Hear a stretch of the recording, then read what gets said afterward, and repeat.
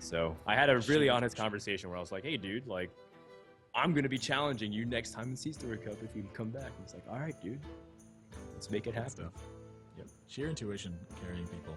That's how good some of these people are at this game. They just feel their way through the matchups. Anyways, game one getting underway here. All right, Hunter. See right away, Hunter versus Druid. So I think hyped. I think he might. This is just a safe pick. I would assume that Druid is going to be led here, and Forsen. I think this is the safest pick he could have made. Again, he doesn't want to cue his warrior into that. That's for sure. And a pretty fantastic start right off the bat. He's not only got the coin, but he's got Undertaker, and he's got a death rattle to go with it. 2 death rattles to go with it. Excuse me. Even Snake Trap to start protecting him. Snake Trap can come. Wow, an Ancient Watcher in Hype Deck. This is something I haven't seen in quite a while. So does he run Spellbreaker then? It's or like an additional silence. He runs it. I think there's a good chance he runs it, but it also could just be that he's running Sun Furies and Defenders of Argus. That's a possibility as well. Again, taunting up a Spectral Knight. That's one of the best ways to beat Hunter. Because they can't Hunter's Mark it, they can't kill command it. They have to actually push through the minions. Wailing Soul. This is cool. Wow. Oh my goodness. What? Okay, so next turn he can innervate Spectral Knight and then Defender of Argus. Is that too slow? Is that too slow for what Hunter can do to you? It doesn't feel very slow to me. That feels pretty fast. But Undertaker's growing fast as well. A lot of damage coming from Forsen side of the board. I think this next draw is really going to determine a lot for Hyped. There is that Hunter's Mark, but if you taunt up Spectral Knight, they have to go through the hard way, which is very difficult. Forsen taking his time, making sure he gets everything. Ooh, Sunfury Protector is a nice draw, too. Yeah. No surprise to see that, I think, once you see Ancient Watcher. I would expect there to be more taunts. Yep. So then what does he take out? What does he take out? That's the curious part. Does he take out... I think maybe the Cairn. Cairn could be too slow. I'm guessing there's no Haunted Reaper. Right. I'm guessing there's no Shade and Ramus. Both of those cards seem really poor with Wailing Soul in your deck. Shade and Ramus into Wailing Soul. Bam! Got him. 2-2. You didn't see that one coming, did you? I wouldn't be surprised to just see a Sunfury Protector here either. Innervate, I think even Innervate Wailing Soul has some merits to it, so you can just pick off the Undertaker now, so it's not a problem. But actually, I like that too. I like that even more, perhaps. But Spectral Knight is also very mana efficient, and Druid, your curve is really important to make sure you protect as much as you can for the next couple turns. Yeah, I agree with you. Spectral Knight, of course, that's not a bad play here at all. That's still a pretty big looming threat. Again, it's something that Hunter has a pretty tough time dealing with. No kill commands and no Hunter's Marks. That's really the key to that spell, is Hunter has these very powerful disruption tools that it can back up its early game with. That's one of the reasons it's so powerful, but Spectral Knight really taking away a lot of that potential. But Undertaker's already become a Chillwind Yeti. Oh. And it's only going to continue to get bigger. Mad Scientist going straight for face. And if Hype just has another Innervate, he could piece together potentially a game-sealing turn, but he just can't afford everything here.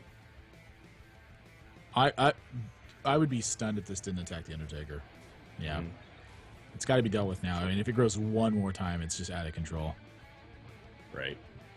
Which it could have with the Mad Scientist in hand. And it seems like Forsen will go for a Hunter's Mark Knife Juggler play, which he's got lots of targets lined up. He can go for a board clear. Yep. That's exactly what he's going to do. No, Defender's not it. Wow. Bad juggles all around. Not the worst juggles, though. I mean, still, Mad Scientist is still going to pick off the Spectral Knight. Web Spinner's going to get another card in the hand. He's going to be able to follow this up with a trap, but again, that trap, the Snake Trap, that could be a problematic card. This is one of the spots I was a little bit worried about, is that Swipe can get so much value against Snake Trap. Like, this is one of the only matchups where I feel like Snake Trap can be a tremendous liability, is in this matchup alone. So a lot of power between Snake Trap and Knife Juggler, but with a Swipe clearing out the board, it's like you're back on even footing. So the Hunter has done a lot of work on life totals, but this is where Druid wants to be. It wants to get the board clear and then rely on its bigger spells to be able to get the job done. Yeah, it's too bad that Snake Trap doesn't activate if you attack the face, and you can't stop Druid from comboing to the face or just avoiding it altogether because they have many ways to remove minions without actually attacking it. Yep. Oh, do you go for the mad scientist here, or do you go for the knife juggler? Do you think? The snipe. No, with this defender of Argus, which one do you think you attack? Oh. What depends on what other traps you feel like he has, but knife juggler is always the bigger threat, isn't it? Versus I think so, but mad scientist is the latent threat. You're almost certainly going to be swiping this turn, right? Oh wow, look at this. Choosing to attack face, so it's gonna. I mean, swipe plus the cleanup next turn is also strong. Your opponent's on 2 cards. Oh, it's a freezing trap as well. It's not a snake trap. Oh, I didn't actually even see freezing trap get down. It was mad scientist. Oh, from the mad scientist draw. That's right. Okay. Only one secret available for visibility. So Hype was playing around all secret possibilities, and now he gets Defender of Arcus, which is could be really valuable. Any taunt giver against Hunter is very effective. Again, I'm gonna be taking a lot of damage here, though. Dropping to 12. Oof. Looking not too bad, though. Yeah. Just now, if you pop Snake Trap, you can swipe to clean it up. Yep. Even taunt.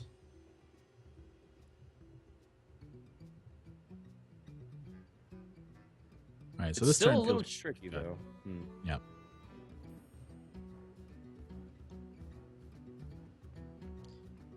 Oh, something interesting to note is that Forsen picked up the Scavenging Hyena from the web spinner, so he actually has ways to synergize with it. Love it when that works out perfectly. Like, you somehow get a Buzzard or Hyena off the web spinner. Even if Buzzard's 5 mana, it just conveniently works out that way.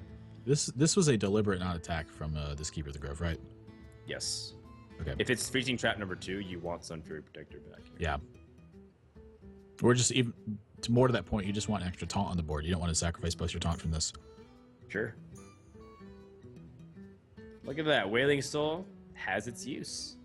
I think maybe Hype was inspired by that Reddit post. Was there an Ancient Watcher Wailing Host post that was made? No, it was like the many uses of Wailing Soul, and it was talking about all these incredibly situational scenarios where Wailing Soul was super effective, but in this place, it just looks like you just need a good old-fashioned body, 3/5 body. Yep. Kill command, taking out the 2/4. And now only down to 9 points of health, and Forsen's still at 30. So I feel like he's starting to gain control of the board, but it might be a little bit too late. 9 is not a healthy life total. No Ancients of lore to gain back some of that health. I would be very surprised to see Ancient of War in this deck after seeing, Wailing Soul and Sun Fury Protector and Defender of Argus. Like, that's obviously, I think, the taunt he's relying on. Yeah, he needs that Ancient of Lore to heal, give him that small window.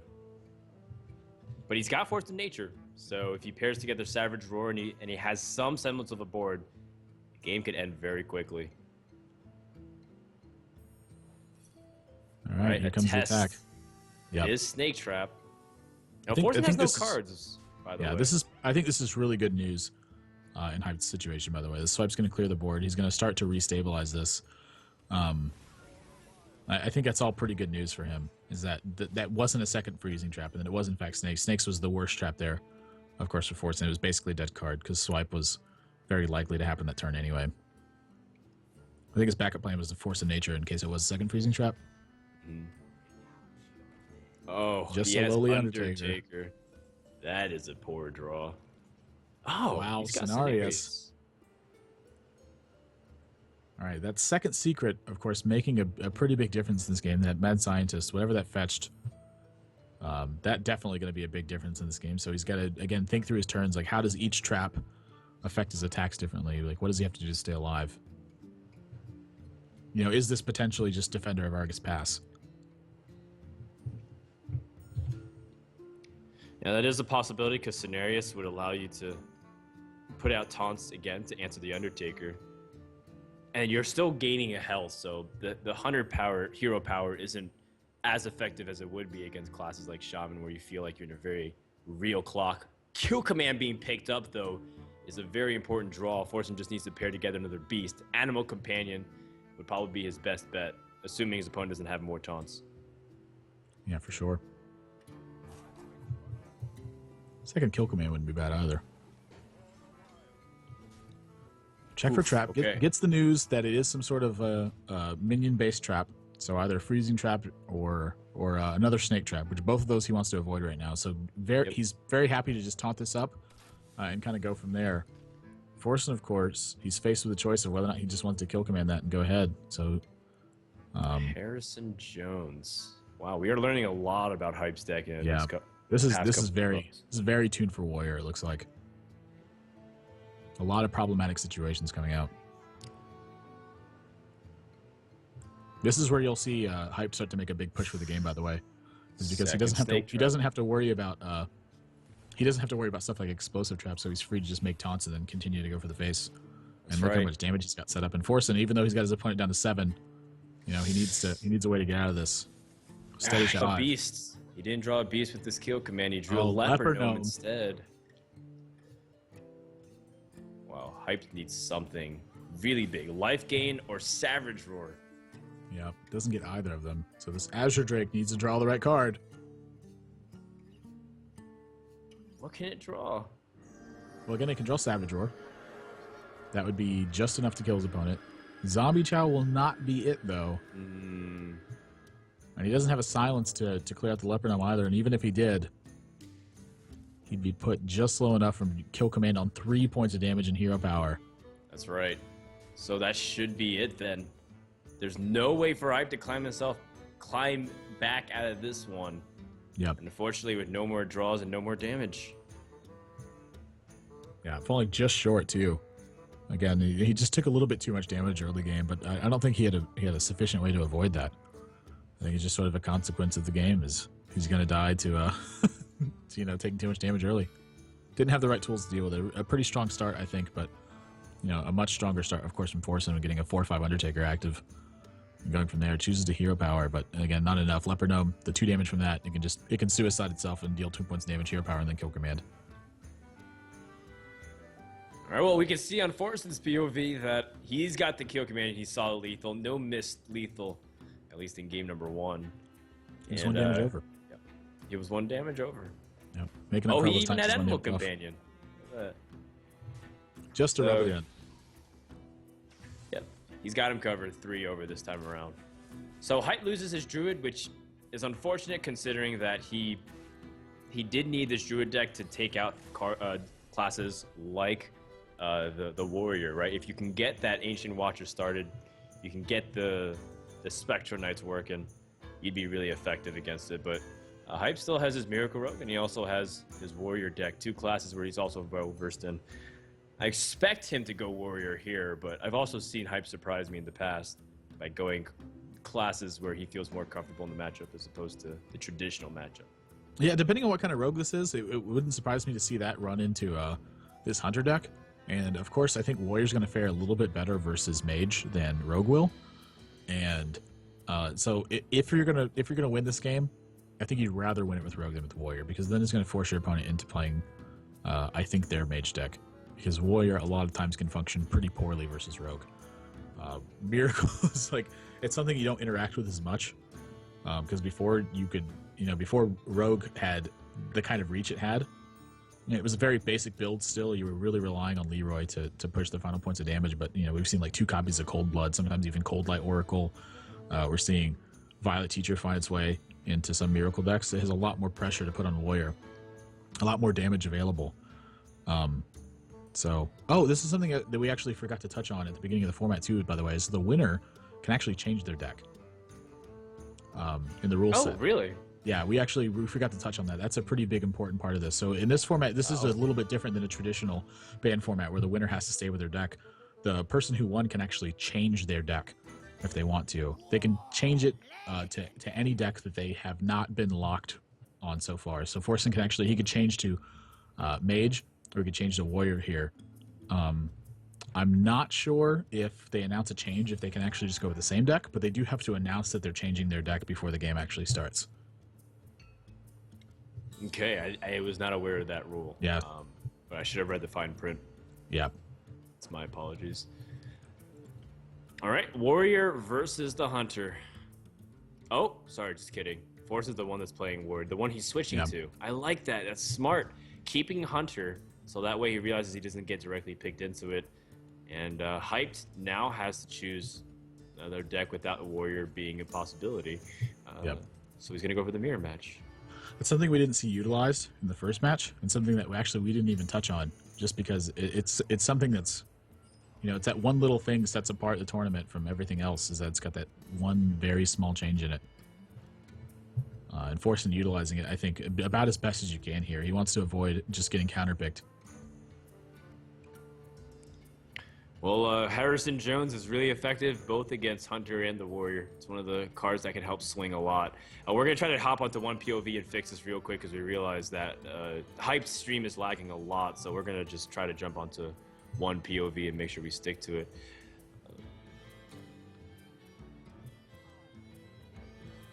Yeah, Armorsmith coming down early.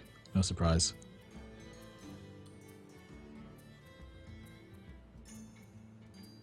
This hand again is really heavy. This is something we saw in the first match too, where the 8 and 9 mana cards were drawn on turn 3 and 4, and Hyped picked them up here on turns 1 and 2.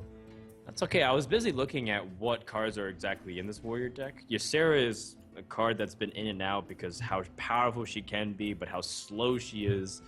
And, you know, Hyped has this love-hate relationship because Ysera brings back memories of how at BlizzCon qualifiers he drew Ysera and Mind Control in his Priest deck against Zoo, and he just couldn't do anything. And he's like, I should have just replaced Ysera with Holy Smite. So in some scenarios, he feels like, yeah, exactly. Like the Ysera should have been a card that helps him fight off against greed or against aggro because he's greedy. But in this scenario, I think bringing Ysera and Warrior's been a pretty strong choice overall. Yep. So really early on, I think Forsen taking a big advantage because he has Owl in his deck. You can actually see this is, so far it's very similar to the deck that Show actually got #1 with. He played a copy of Ironbeak Owl, and he also played Hogger in his deck to try to force your opponent to use removal spells, then follow up with Hogger, and then Hogger can get a pretty insurmountable advantage once your opponent's out of strong removal spells. And so the silence, you know, it hurts him because he's not picking up extra cards, and despite how many cards he has in his hand, he doesn't really have access to all of them right now. And then your opponent's Acolyte's going to be getting such a big advantage that you have to figure out a way to do something about it. So no surprise to see Loth up here. It's pretty much the only way that I think he can begin to threaten this board. But, you know, even in this situation, he's worried about Shield Slam. He's got to be worried about Execute. You know, all of those things come into account. Right, and as long as you exhaust the removal from Warrior, Hogger can protect against himself against whatever Warrior can do. Right. Right. The taunts give him such a problem with weapons, and if you exhaust all the Shield Slams and Executes, or even use him as a Shield Slam Execute baiter, then your other cards like not Harrison Jones, the Ragnaros become really strong, and Harrison Jones shuts down any weapons that can threaten it as well. So Hogger does have his place. As much as we laugh and poop on him constantly in our jokes about useless legendaries. Wow, look at this. Even Hype's playing Hogger. Everyone has jumped on the Hogger train. Yeah. It's the big show right now. Harrison Jones picking up a card. Fireworks belongs in the museum. Answered by Hogger, though, and this can quickly get problematic. There's not another weapon in his hand. Is there merit to executing straight away? I mean, I think you have playing your own Hogger. Yeah. Yeah, I think it's really risky to do it that way. All right, we swapped over to one point of view now for now. This stream's a little bit desynced, so we're going to work on getting that lag issue fixed. In the meantime, we're going to be watching only from Hype's point of view, so Forsen's hand's going to be unknown to us for the time being. And, wow, so he's actually going to drop his own Hogger. What? This is not a tutorial, guys. That's the only time I ever seen Hogger played other than Warrior decks very recently. Huh. Okay, anyway, sorry. I'm over the mesmeration phase. There are ways to deal with these Hoggers. Both of these guys hold Executes. If Hype can remove this Hogger without blinking, though, then he's in a slight advantage, right? If you can line up your removal a little bit more efficiently with cards without having to use the direct removal spell itself, then you're sitting in a good spot. Yeah, for sure. He is having to attack his opponent's Hogger here, though. Cruel Taskmaster and Execute almost certainly going to be the answer. So down to 1 Execute left for Forsen. And now Hogger's going to begin to generate his advantage. Second Acolyte of Pain. And I mean, you're going to have to execute this Hogger. It's just going to get out of control. Shield Slam also a reasonable option at this point. I think there's a lot of merit to killing the token and to killing Hogger, though, and then using the Harrison Jones to kill this Acolyte so it doesn't get too much of an advantage. Yeah, I think so too. You want to deny your opponent the card count, especially considering that you have a lot of powerful cards like Ysera and Ragnaros waiting in hand. Deny your opponent any ability to have a response to your big threats. But unfortunately, he can't. Hogger killed off Harrison Jones. What? It wasn't even Hogger, it was the Null token. Yeah. Hogger's minions have killed off Harrison Jones. Rip. Acolyte. So Sludge Belcher still do enough of a threat, I think, on this Acolyte of Pain. I think it's fine because you've seen your opponent use a Cruel Taskmaster now. But this is something that is a threat, is of course, if your opponent can Shield Slam away the Sludge Belcher, is they get more cards off of the Acolyte this way. Yeah, it's tough. So. This is the risk versus reward scenario that he put himself in, and so at this point he's falling really far behind. His opponent's got a pretty big armor advantage. There's more cards going to be picked up by this Acolyte. Ragnaros isn't even that powerful of a play right here, but I don't know what else he's got. Like, you don't want to Shield Slam the Acolyte now. It's already picked up a card, so you want to save your Shield Slam for big minions. Cruel Taskmaster, not a strong play, not a bad one, but not a good one. It's just like, I think all of his plays are kind of bad right now, and he's just got to figure out which one's the least bad. And I'd probably venture to say that Ragnaros is the least bad of his plays. Where does he even want to hit? He hits the face. I think he wants to hit shreds the armor. Yeah, that's great. Shield Slams are no longer a major threat to Ragnaros. Your opponent would have to sacrifice their board to recover from that. I spy with my eye through the peeping hole that a big game hunter is in the hand of Forsen, which directly answers the Ragnaros. Is that what you saw through there? God, that's a good eye.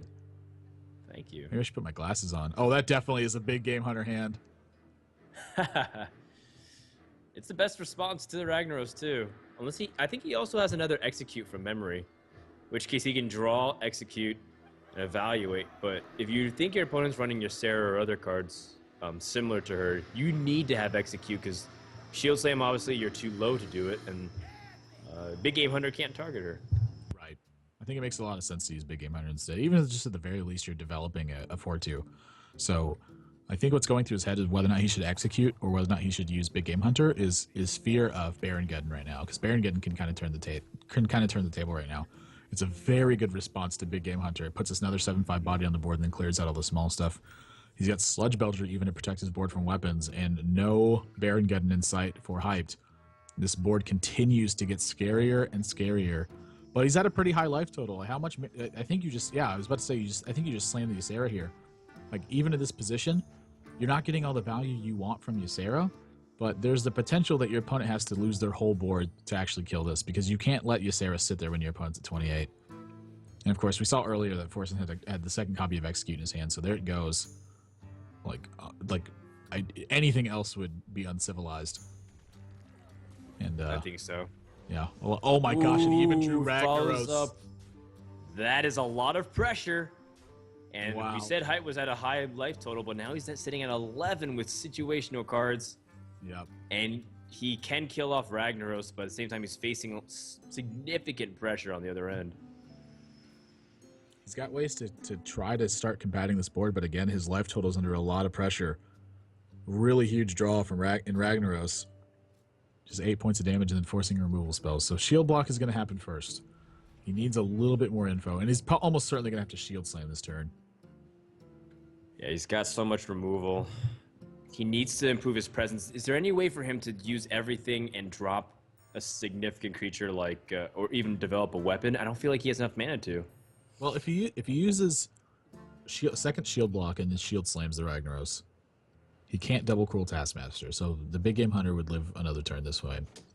He could use the second shield slam after he uses the second shield block, but then he's losing a lot of his removal reach. So I think this is the best play right here, is to do this and then either drop the Drake or the weapon. I think this is fine too. This gives you a little bit of extra armor. You do have 2 2/2s on the board, so your opponent is going to have to think about, oh, never mind, he's going to use shield slam. See, there's 5 damage, 16 health. There's still a threat for you to die if he has Grommash and Cool Taskmaster, Yeah. but he's going to cut his losses here. Yeah, I don't think you can play around Grommash and Cruel Taskmaster in this position. Because if your opponent has that, you're probably just going to lose anyway. Like, you're going to be so low on life. Or just even the reach that your opponent has. So I think he's trying to restabilize the board, which I think he can do. But it depends on what Forsen's picked up. You know, we've seen there's going to be another unknown draw from him. We did see that Grommash was also in the hand of Forsen too. So I don't think he has the Cruel Taskmaster, but perhaps he has another enabler of some kind, and he's 1 damage off lethal. Would Whirlwind do it? 10? Only 15. Yeah, it'd be 1 off. No. Yep. Shield block indicates Grommash is not coming down. Another Sludge Belcher. This card. Yep. I'd go straight for the face too. No reason to. There's no reason to trade with one of these Cruel Taskmasters at the moment. Sludge Belcher's little brother for hyped though. That's right. Same exact stats, although leaves behind a Gold Sheriff Footman. Yep. Definitely think you should add a couple copies. I mean, hey, 5 mana, you get a 3, and you get the 1/2 right away. Come on, it's a great deal, right? I think so. I finally got my Gold Sheriff Footman, by the way. Level 58 Paladin. Yep. Has he been ready for action? Absolutely. Hype's gonna go for shield block instead of going for 2 of his 4 cost cards. He's gonna reevaluate once he gets it. He draws the Acolyte of Pain, which is not really what he needed. He needed high impact. Was he looking for Baron Geddon, perhaps? Well, I think this is fine. I think actually Acolyte's a pretty good pickup because the second shield slam here is going to allow these Cruel Taskmasters to stay alive and pick apart both these slimes. So if he wants to, he can Deathbite after that and then set up next turn for Acolyte of Pain. So both of those things are coming into account, but it's a matter of how much he wants to draw cards versus how much he wants to develop because he has to keep his board stabilized. Like how important for the extra minions at this point. He's actually going to save extra life. This is how important his life total is to him at this point, is he doesn't want to pay 4 more to Big Game Hunter, so he's just going to pay it to the Ooze instead. And this is going to set up a pretty strong Acolyte of Pain turn for him. But he's also got options available. Like he can still drop both of his 4 drops if he needs to. Harrison Jones. That's a really strong response. Yep. I think this is one of the board. This actually was probably one of the things he was thinking about too. Was in the event that this gets Harrison Jonesed, he's gonna lose both of his guys anyway. So he really wants to keep it picked off instead. So the Acolyte of Pain turn no longer an option, but and the Deathbite actually pretty scary because that can take out the Tazdingo as well. In fact, if your opponent has 1 more form of removal, like his second Shield Slam, I believe he can easily take out the Drake. Not to mention he can always just kill you with Grommash. Yeah, so, I think this is pretty close to lethal. I think he's going to be 1 point off again if he's got Grommash in his hand because it's going to be 4 from the... Oh no, he can use the weapon and then the Death Harrison Jones kill attack. The Tazdingo. Yeah. I think it's extra point out of Harrison Jones. Yeah, I think it's going to do it. There's no way for Hype to kill this off. This Harrison Jones has sealed the game. Wow, imagine that. Both of these players showing up with a little bit of technology that's come out the past couple of days. Back to Harrison Jones because Warriors is expected to be so powerful. It's a great card against Hunter too. That's something that, that was actually one of the first reasons it was that Harrison Jones was even put into Warrior to begin with, was you triggered one of their traps. So their bow would go to 2 charges, and then you would Harrison Jones it. So you'd pick up 2 extra cards, kill a lot of the damage they were relying on having from their traps, and going from there. So if Grommash was in hand... I believe so, because you just use the Deathbite to kill off, and then Harrison Jones to the face, and that's going to do it for game number 2. Forsen jumps up to a very comfortable 2-0 lead. Oh, he's even going to throw in the threat in there. That's Gentleman right. hyped with the well played. Good old Forsen. Wow, and a really big switch between the games. That rule coming into tremendous effect here for Forsen. The winner, again, has the ability to announce a change and then change their deck going into the lineup. They can use any deck that hasn't been locked so far. And that's exactly what Forsen did. Very confident in his Warrior matchup. Even though both of these guys, I think they're probably playing, pretty close to a mirror match, almost card for card. Forsen able to come up on top, just having a little bit of an edge, being able to push through the mid game. Yep. So now Hype has to go to his Miracle Rogue. Against Warrior, it's okay, but if Forsen just says, "Well, I'm going to play Freeze Mage," that's wow. How do you do that? How do you deal with that? That's really tough to deal with. I mean, Mage, almost any version of Mage traditionally is pretty bad for Rogue. They just have the right tools to offset how your win works and how your loss works. It's like between ice barriers, ice blocks. If they're running aggro versions, they have a lot of early pressure. Water Elemental backing up the early pressure, or even from like a hyped mage, something like Twilight Drake is just a nightmare for Rogue to have to deal with, because even if they play a secret first, you're still worried about stuff like duplicate efforts. Like, do I even want to kill this Twilight Drake? It just continues to rain terror turn after turn, and even against like stuff like Conceal, Frost Nova can hold it off for an extra turn, make sure that you don't take too much damage, even if they manage to draw a bunch of cards from an auctioneer. So everything lining up right. Yeah, your key to that matchup is to somehow put enough pressure while they freeze you, so that way you can threaten to pop the ice block and then draw into Loatheb, because as soon as they Alexstrasza you can clear, pop the Puzzle and play Loatheb, and that's your one chance to come back into the game. Or if you find an opening before then, you can also use Loatheb appropriately. Mage can also just draw bad. I mean, that's always a part of Hearthstone, is that people can just not get the right pieces put together, and that's part of the testing process, is refining these decks and making sure that they have their highest percentages in terms of curving out and making sure they use all their mana efficiently and trying to scale into this late game. But again, it's just an uphill battle from the Rogue's perspective.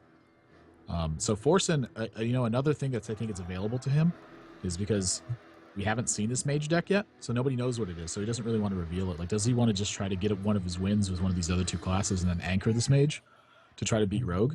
So two things are happening. Number one, he's getting a little bit more information from his opponent. And then number two is he's concealing his Mage deck. So both of those things coming into account. So it wouldn't surprise me to see him like play Hunter and Warrior before he decides to play this Mage. That's another good possibility. That is true. Information is power, especially now that Hogger and Harrison Jones and all those other cards are included specifically in that Warrior deck. Bad position for Hype, but I think he can turn it around. We've seen Rogue do silly things in the past. And it will be Hunter. Good call. I think for the very specific reasons you mentioned, use that Mage only if you must. Otherwise, just try to win without giving away secrets of what you're playing. Yep. Something we've seen, too, is that a lot of Rogues have been trimming out Phantom Knives.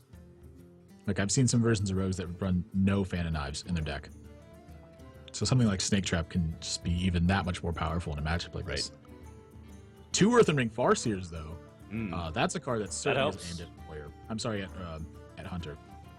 Yeah, he's not banning Hunter.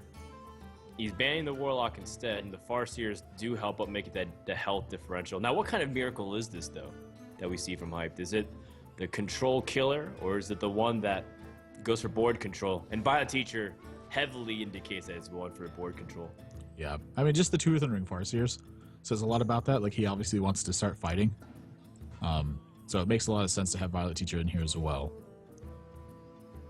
But the rest of his deck, a little bit unknown. Two Mad Scientists, I think, is an okay start for Forsen, but I don't think Hype's disappointed to see that.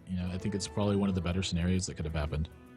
This Animal Companion going to be really important. If that's Leok, it's Huffer instead, and that's a lot of damage. I think Misha was probably the worst one for him, but I mean, all 3 of the Animal Companions are really bad, honestly. He doesn't have an Eviscerate for something like Huffer. He's just going to have to sacrifice his Earthen Ring Farseer here to deal with that. So it's already dealt 4 points of damage. Earthen Ring is only able to offset a couple points of that. It's now Violet Teacher's coming down. So the 2 Auctioneers, a little bit unfortunate to pick up both of them here. So I think at this point in the game that Forsen has an edge. He's just got a lot of development. He's got a lot to back it up, and he's got a lot of damage that's pushing here. Oof. Yeah, the tempo is on his side. He's got so much, Yep. so much damage pouring in every turn, and he also has the traps that will be able to disrupt whatever his opponent's doing. Hyped Yep. need something here. Strong death rattles are really, they really put a big hurt on a deck like Rogue, where Rogue is focused so much on just small disruption spells to keep your opponent off balance. But when your opponent's getting value out of their minions dying, it's like a two-edged sword. It's like, which way do you want to go? Do you want to kill other minions and give them value from their death rattles, or do you want to just continue to take the damage? And you have to eventually do something about it. So you'd rather kill them sooner than later, but they continue to get value even after their death. And that's something, I think that's probably what's put Hunter a little bit over the top, is that it just continues to get pressure even through these kinds of scenarios. And not to mention the traps, the elusive traps of what is it? He has Blade Flurry, so that's some AoE. He sees it's not Snake Trap, which is actually very disconcerting, because then if it was Snake Trap, he'd be able to use Blade Flurry to clear. Instead, he's going to have to use Shiv, take out this Mad Scientist, reevaluate based off his draw. So when he learns it's not Snake Trap, I think it's really, really likely that it's Freezing Trap. So, a really obvious good-looking play was to Shiv the other Mad Scientist, put your Violet Teacher into the Haunting Creeper, and then Blade Flurry afterwards. Right. But if that's a Freezing Trap, that's not the position he wants to be in. Like, he wants to obviously trigger the Freezing Trap, either with the token or an Earthen Ring Farseer. Chooses to prep just to get more tokens on the board too. Wow, did he knock it off the Cold Blood in time? Oh, I don't think he did. Wow. So preparation was you. Wait, did he use preparation? That's what he used, did. right? He used Shiv, prep, and then he tried a Cold Blood, but he ran out of time. Instead, he used Farseer. And losing that preparation is the one mana loss, but also that token, like you mentioned. You needed that token to pop a trap. Yeah. So second trap hits down now. So he's pretty aware that this Earthen Ring Farseer is almost certainly going to trigger a Freezing Trap. And then it's a matter of what the second trap is. And it looks to me in this position like it's Snake Trap. Yeah, not to mention that it also gives damage to the bow. And that gives more longevity to his damage potential. That is not good for Hyped. Yeah. So you saw he was really concerned here with keeping his Earthen Ring Farseer on the board. Obviously, the Battle Cry on it is a good effect, but he's going to actually try to look to end this game before that point. He's got Cold Blood in hand. If he can shove damage right back at his opponent and force him to be in a tough spot. He was even trying to use the Mad Scientist to trigger a second Snake Trap to try to clear out his board, trying to do as much damage as possible to his opponent's board position. I think he's still left in a pretty decent spot, though. So Cold Blood on this token, and now some damage is going to start getting through. So do you conceal at all? I think you do. Wow. Wow, how good would Unleash the Hounds be right now? That's game ending. Just unleash the Hounds full board into a My Greetings. Yep, so he's got one turn to kill his opponent right now. I actually don't think he's got the damage for this. 3, 8, 11, 14. He's got 15 points of damage on the board. Wow, another trap he's got to face through, too. It can be something as simple as explosive trap to shut down the game. Yeah. I think the game's pretty much shut down anyway. He's only down. He's got 6 points of health left, so he's got to figure out a way to fight through this.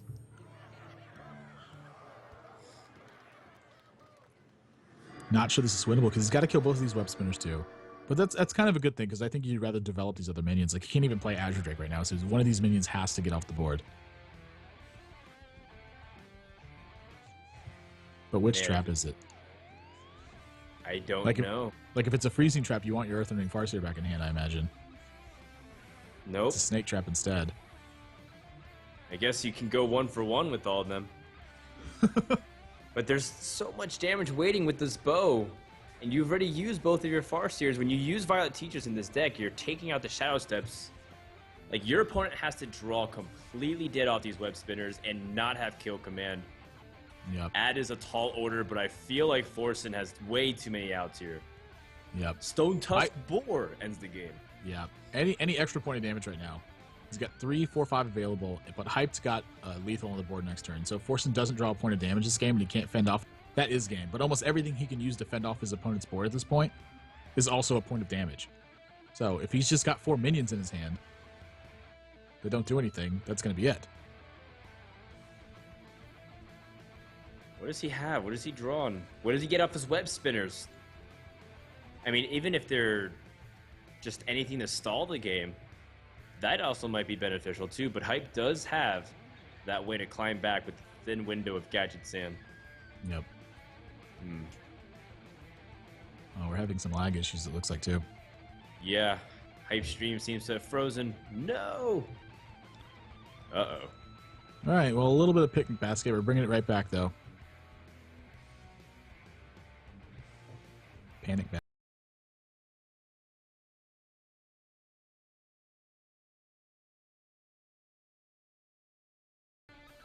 Wait, wow, what? so taunted Hype up. won somehow?